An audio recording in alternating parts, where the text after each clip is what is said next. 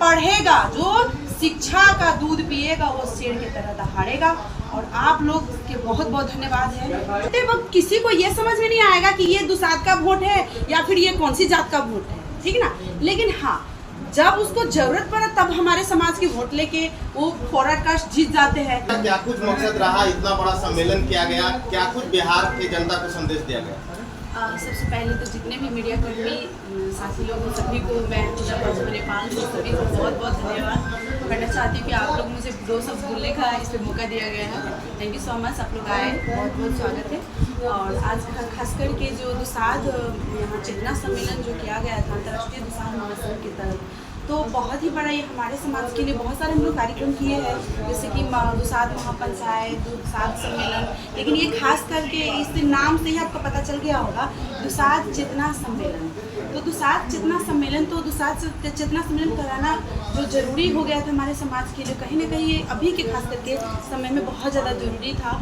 जितने भी हमारे समाज के लोग हैं यहाँ पे बहुत सारे लोग आए हुए थे। आप लोग भी देखे हुए कि हमारे समाज के जो मंत्री, सांसद, विधायक, एक पे एक वर्ग, बुजुर्ग, बुद्धिजीवी, माता बहनों, एक पे एक लोग आए हुए थे हमारे समाज के। और कहीं ना कहीं हमारे समाज जो है, जो इस समाज का जो चेतना सम्मेलन करने का सही मकसद था, मायने था, जो अभी खास करके अभी हमारे समाज जो वर्षों से, जैसे कि देश का 75 साल हो गया आज़ादी का, फिर भी जो मानसिक रूप से जो गुलाम है हमारे समाज, कहीं ना कहीं जो अपना जो अस्तित्व है, अपना जो अंदर का जो अद्भुत जो शक्ति है, वो कहीं ना कहीं भूल रहे हैं। कहीं वो ये भूल रहे हैं कि हम किसका वंशज हैं। हम लोग को दलित बना के, अछूत बना के हम लोग को साइड कर दिया गया।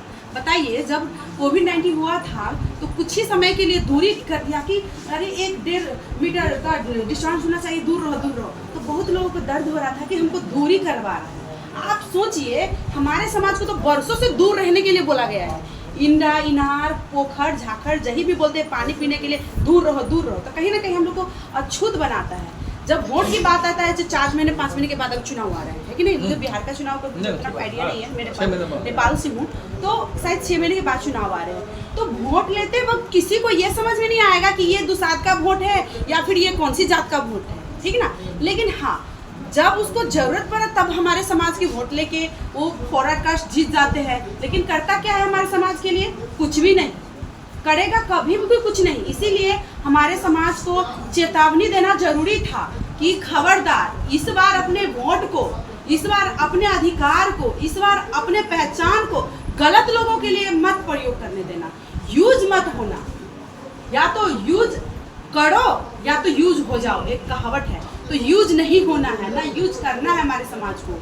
इसीलिए हम अपने बुद्धि से, अपने विवेक से, अपने समाज के लिए जो घास वास कपास, शिक्षा, स्वास्थ्य, मनोरंजन, जीवन में जो इतना कुछ आवश्यक होता है हमारे समाज को, ये एक मानव अधिकार है। और मानव जाति को जो अधिकार है, अपने अधिकार सुनिश्चित करने के लिए, दुसाध जाति को अपना अधिकार सुनिश्चित करने के लिए सचेत होना जरूरी है, शिक्षित होना जरूरी है, संगठित होना जरूरी है। उसके बाद संघर्ष करेंगे तो रंग अच्छा आएगा, क्योंकि हम पहले ही समझ जाएंगे कि हाथी का दांत होता है खाने वाला और दिखाने वाला। तो नेता लोग जो होता है 4-5 साल के लिए जो उनको पद मिलता है या जो भी महीने के लिए मिलता है, वो खास करके बिहार में तो ये नहीं बोलना चाहिए। बिहार में दारू बंद किया गया है, लेकिन कहीं ना कहीं ये दारू का जो स्मगलिंग है, कहीं ना कहीं अभी आप जाइए ना, आपको चुटकी भर में लगे बड़े बड़े नेता इसको सप्लाई करते हैं। तो कहीं ना कहीं ये बहुत बड़ा, ये जस्ट एक एजेंडा है, नारा है जो दिखाया जाता है, लेकिन रियलिटी कुछ और है, अंदर का बात कुछ और है। इसीलिए बोलती मैं, हाथी का 2 दांत है, खाने वाला दिखाने वाला। कुछ समाज के लोग हैं जो खाने वाले भी दिखाने वाले, तो यहाँ पे दिखाने वाला ना हो, खाने वाला भी ना हो, समाज को आगे बढ़ाने वाले। और समाज को जो वर्षों से बोलते हैं हम लोग तो नींद से उठ गए हैं, लेकिन दिमाग से उठिए। और दिमाग से उठना बहुत जरूरी है आज के समय में हमारे समाज को। हमारे समाज में इतने पढ़े लिखे लोग, इतने शिक्षित लोग हैं अब, लेकिन अब तो उन लोग को पहले तो अधिकार ही नहीं था। पानी पे भीमराव अम्बेडकर बाबा साहब, उनका थोड़ा शुक्रिया अदा कीजिए, जो आज हम लोग इतना बोल पा रहे हैं ना, इतना जो हम बोल रही हूँ ना मैं, वो भी उन्हीं का देन है। तो आज जो पूजा पासवान नेपाल से भारत में आके बिहार में आप लोगों के समक्ष बोल पा रही हूँ, कहीं ना कहीं देन है। और बाबा साहेब का देन ये सब के है। ये जो ऋणी है हम लोग, उसका ऋण तो कभी नहीं उतार पाएंगे, लेकिन हाँ, उनका जो बनाया हुआ संविधान है, उनको हम लोग संरक्षण करने के लिए, बचाने के लिए, अपना जो अंदर का जो हैवानियत है, अंदर का जो एक लोभ है, लालची जो मन है, उसको मारना पड़ेगा। पहले बोलते थे कि इंसान मर जाते हैं तो आत्मा भटकते हैं, लेकिन अभी आत्मा मर गया है, इंसान भटक रहा है। तो आत्मा जमीर को मत मारिए, अपने देश के लिए, अपने समाज के लिए, अपने परिवार के लिए स्वच्छ छवि रखिए और आगे बढ़िए। किसी का गुलामी मत करिए, चाकरी मत करिए, नौकरी करिए, मेहनत करिए। देखिए जो प्रेस जो होता है, पत्रकार जो होता है, देश का चौथा अंग होता है। पत्रकार, कार्यपालिका, न्यायपालिका, व्यवस्थापिका, हम लोगों का ये 3 तह होता है नेपाल में।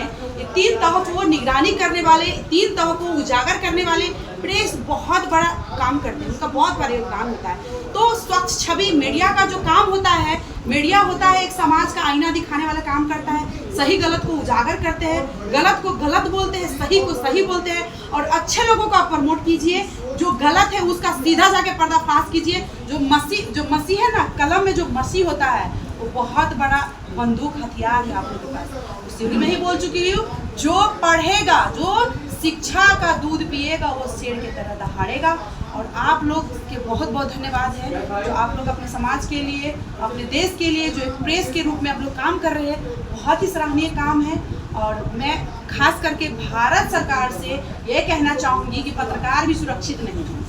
तो हमारे देश में तो युवाएं सुरक्षित नहीं है, बेटियां सुरक्षित नहीं है, पत्रकार भी सुरक्षित नहीं है। जो पत्रकार देश दुनिया को सही गलत दिशा को वो पूर्ण रूपी हो, विजुअलाइज द्वारा हो या फिर ऑडियो के माध्यम में हो या फिर आरजे के रूप में हो या फिर वो एक रिपोर्टर के रूप में हो या एंकर के रूप में हो दिखाते हैं, वो भी सुरक्षित नहीं है। उनका भी सुरक्षा का थोड़ा ख्याल है। पूजा जी, आप कर रही हैं कि दुसाध समाज को इस्तेमाल किया जा रहा है, लेकिन वही चिराग पासवान भी दुसाध समाज से ही आते हैं, लेकिन वो अपने समाज को काफ़ी आगे लाने की कोशिश कर रहे हैं। उनके बारे में क्या सोचते हैं? देखिए, पहले भी बोल चुकी हूँ, मैं चिराग जी को पर्सनली व्यक्तित्व में नहीं जानती हूँ, मैं नहीं जानती हूँ।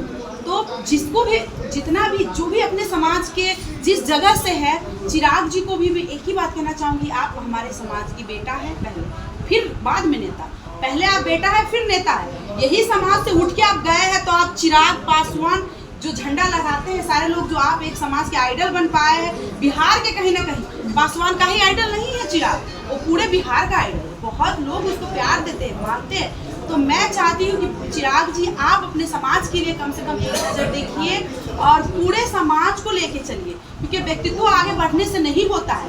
वैसे चिराग हजार होना चाहिए, बिहार को आवश्यकता है।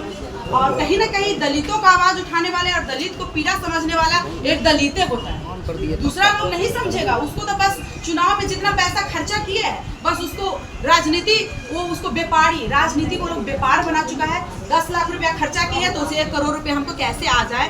तो कहीं ना कहीं ये राजनीति व्यवस्था को लोग व्यापारी के रूप में लेते हैं और घर देश बने ना बने 4 तरह मकान बिल्डिंग जरूर मिट जाता है। तो इसीलिए मकान बनाएंगे तो 10 साल 20 साल बाद फिर वो ढह जाएगा। इसीलिए देश बनाइए, समाज बनाइए जो वर्षों पुश्तैनी तक यहाँ के भारत के, खास करके बिहार के जनता जो अभी शिक्षा में सबसे आगे, मतलब जाइए आप मुंबई जाइए, महाराष्ट्र में बड़े बड़े जगह पे जाइए, बिहार के लोग युवा सबको देखिए, एक बड़े बड़े कॉलेज में बड़े बड़े डॉक्टर इंजीनियर है वो लोग। लेकिन जब शिक्षा का बात किया जाए, रोजगारी का बात किया जाए, तो कहीं ना कहीं अभी भी युवा, कितने % युवा है जो अभी रोजगार में है, कितने % हमारे जो महिलाएं हैं जो वो अभी जो जिसको वो मंत्री, सांसद, विधायक बन भी गई है तो वो लोग पावर में है। तो कहीं ना कहीं उनका जो दस्तखत है उसको बस इस्तेमाल करने के लिए, महिला को जो 33% जो भी दिया गया है वो बस एक नाम के लिए है, वो अलग, उसको बस नाम के लिए थोपा गया है। रियल में उसको पावर में आने दीजिए। 33% महिला इतना दहाड़ेगी कि भारत के कोना कोना में बिहार की बेटियां छा जाएंगी।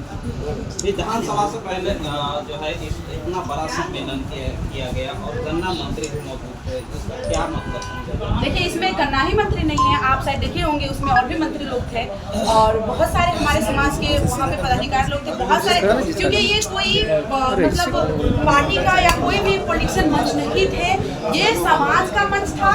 और समाज में शुरू में भी बोल चुकी हूँ, पहले समाज का बेटा है फिर वो नेता है, चाहे जिस भी पार्टी का नेता हो। तो इसीलिए यहाँ पे सारे समाज का बेटा उपस्थित थे। समाज के जो लोग हैं हमारे पासवान समाज के, वो आए थे यहाँ पे। यहाँ पे पार्टी तो बहुत सारे लोग से आए थे, बहुत सारे पार्टी के लोग थे, लेकिन यहाँ पे पार्टी का बात नहीं करेंगे। यहाँ पे हम लोग सिर्फ अपने समाज की बात करेंगे, क्योंकि ये कोई आप जातीय क्या बोलते हैं, वो कोई पार्टीगत मंच हम लोग नहीं गए मंच पे। ये एक जाति का सचेत करने के लिए, हम लोग जागृत करने के लिए सम्मेलन किया गया था। कहीं ना कहीं हमारे समाज का जो लगा कि समाज को लगा कि हमारे जो समाज के युवा है कहीं ना कहीं वो गलत दिशा, गलत के ओर जा रहे हैं, तो इसको सचेत करना जरूरी है, इसको एक संगठित करना जरूरी है। तो इसीलिए अंतर्राष्ट्रीय दुसाध महासंघ के जो आयोजन में जो आज पटना में खास करके ये दुसाध चेतना सम्मेलन जो किया गया था, कहीं ना कहीं हमारे दुसाध जाति के युवाओं के लिए, पीढ़ी के लिए एक संदेश है। ये जागृति अभियान की तरह आप ले सकते हैं इसको कि आप हमारे समाज जग रहा है, इसीलिए डट के रहिए।